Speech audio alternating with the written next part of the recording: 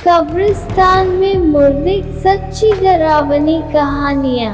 अब इस कब्रिस्तान में किसी मुर्दे को दफनाया नहीं। आत्माएं, पिशाच और प्रेत पूरी तरह स्वतंत्र हैं। वह किसी को ना तो दिखाई देते हैं और न ही उन्हें कहीं भी आने जाने से रोका जा सकता है। वह जब चाहे इंसानी दुनिया को अपना ठिकाना बना सकते हैं और अगर कोई उनकी राह में बाधा पहुंचाने का काम करता है तो वह उसे अपने उद्देश्य में सफल नहीं होने देते। खंडहर हो चुकी इमारतों और श्रापित जगहों पर तो रूहों का कब्जा होता ही है, लेकिन इंसानी जीवन का अंतिम पड़ाव कहे जाने वाले कब्रिस्तान में इनका आना जाना कुछ ज्यादा होता है। वह मुर्दों के शरीर के पास घूमते हैं, उनके शरीर को घंटों निहारते हैं और चैन की नींद सो रहे उन शवों को जो भी परेशान करने की कोशिश करता है वह उसकी जिंदगी को जहन्नुम से भी बदतर बना देते हैं। ऐसा ही एक स्थान है लंदन का एक कब्रिस्तान, जहां वैम्पायर अर्थात पिशाचों ने अपना डेरा जमाया हुआ है। लंदन स्थित हाईगेट कब्रिस्तान में स्थानीय लोगों ने हर रात पिशाचों को अपना डेरा जमाए देखा है। वह रात के समय खून की तलाश में इधर उधर घूमते हैं और अपनी राह में आने वाले हर इंसान को अपना भोजन बना लेते हैं। हाईगेट कब्रिस्तान के कई गेट हैं। ये वही स्थान है जहां दास कैपिटल के रचयिता कार्ल मार्क्स को दफन किया गया था।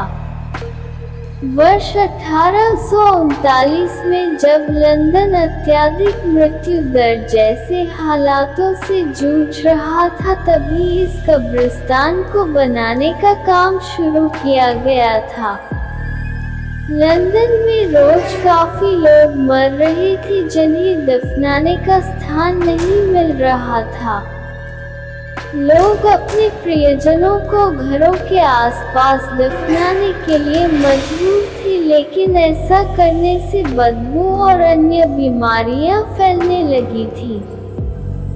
इसी समस्या को हल करने के लिए हाईगेट कब्रिस्तान का निर्माण करवाया गया था।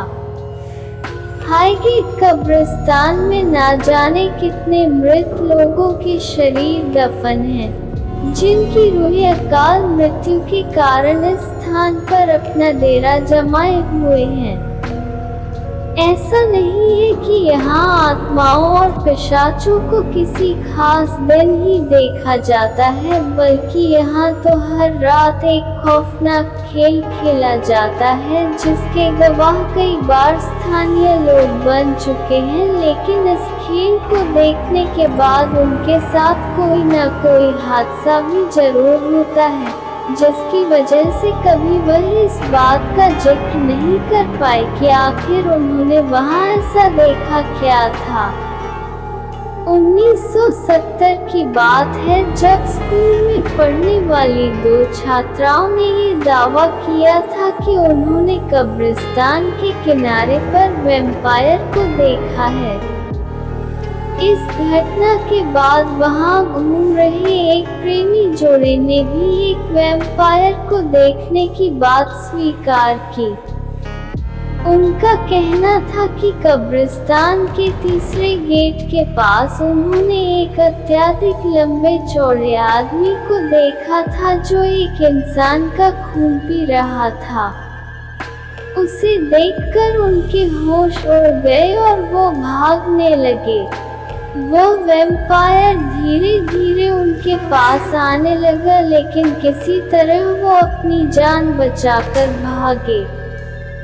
इस घटना के बाद कई अन्य लोगों ने भी वैम्पायर को घूमते फिरते देखा है, इसलिए आज इस स्थान पर किसी शव को दफनाया नहीं जाता और न ही इस स्थान पर कोई आता जाता है।